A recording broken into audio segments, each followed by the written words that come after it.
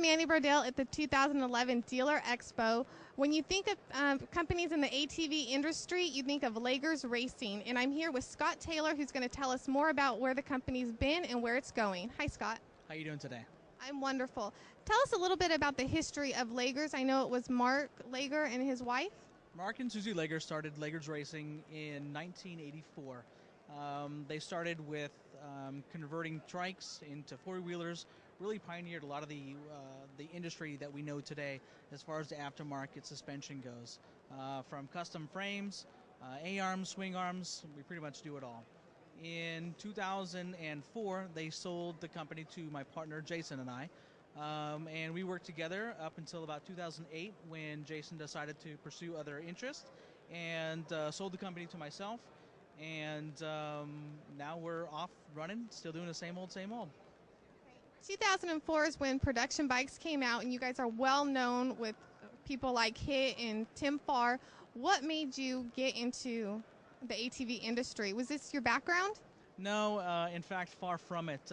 My partner Jason was an engineer by trade, and myself, I was into IT. And we both were working 60-something hours a week and just tired of our job. So we decided to venture out. We found this business and really liked the enthusiasm and really saw a gem that was really just rough and needed to be polished. And we thought we could take it to the next level. And he was going to be our engineer working with the production side, and because of my IT, I was going to be working on the front end and in sales and marketing. And when we got there, we actually did a complete role reversal. He took the front end and I took the back end. Taught myself how to program with the CNC, how to run all the equipment. We increased productivity and picked up new dealers and distributors throughout the U.S. and overseas as well. Seems like the frames have been your biggest seller as far as Laeger goes from when it started. What other products do you have out there? Frames were huge, and then when the Pro production took over, obviously that kind of killed that whole frame market.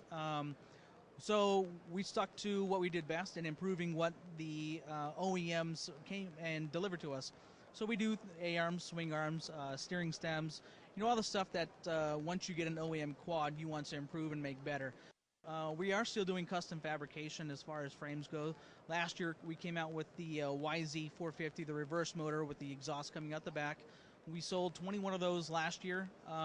We've got 2 sold this year, and I'm back ordered 5. So we're still producing frames. It's not like it's a dead horse. And we're still doing custom one-off stuff. We built an LT500 last year.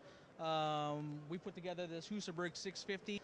Just new quads. Just trying to keep that innovation going. That's great. Well, it seems like with the production companies backing out more and more from the ATV industry that you might have a chance to really step up in the market and grow the company even further under your own name. Yeah, that would be really great. In fact, Dan from Lone Star, he and I had a couple of conversations about going to AMA and letting them know, hey, now that the factories aren't involved like they were, why don't we take back some of those rules that say that you have to have a production frame and let the aftermarkets come back in. Protract is a name that is affiliated with Laeger's. Can you tell me a little bit more about it and if you've improved it at all? We're still using the same concept. We're still machining a billet piece of aluminum into our own spindle. We've changed it up a little bit. We are now polishing every single one. Before we did a bead blast deal, looked old.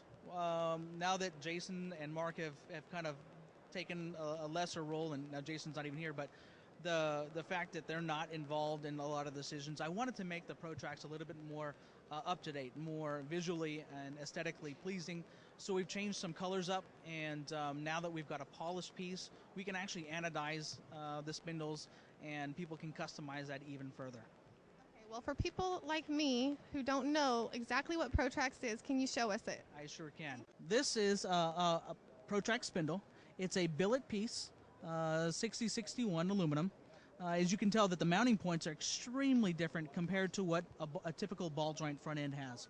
This allows more movement up and down, and it also reduces rider fatigue because there is no friction in that's typically associated with a ball joint front end. So that movement allows for less rider fatigue, and obviously this one is completely and totally rebuildable. I still have some of the first T-pins from the early 90s coming back for new bearings, and they're still in the market today. Oh my gosh, that is remarkable. Is there any new products that you want to tell us about? Sure. This year we're actually introducing glide plates. There, in the past, we've had some requests for some glide plates, and we did some research. And the aluminum stuff, not really big. They get stuck. They rattle. So we've gone with the polypropylene, and they're thicker. They're the thickest thing that's on the market today. All the mounting brackets going to be stainless and aluminum, no plastic, none of that stuff that's going to be on there. So it'll be strong, they'll be durable. They've already been tested. We've had them out for the last 6 months over in the UK and France, and they're beating them up, and they're holding. So I know confident I'm going to bring them in here, and we're going to run with them. So you do all your R&D overseas, and then you bring them to us U.S. riders? Well, here's the deal. There has been a rumor that Laeger's has been out of business. And what's funny about the U.S. market is that it is so small that any little rumor gets out, and it's like wildfire. Americans love to gossip. They love to talk. So for me to give something to somebody new, it's more difficult to keep secrets as far as what we're doing.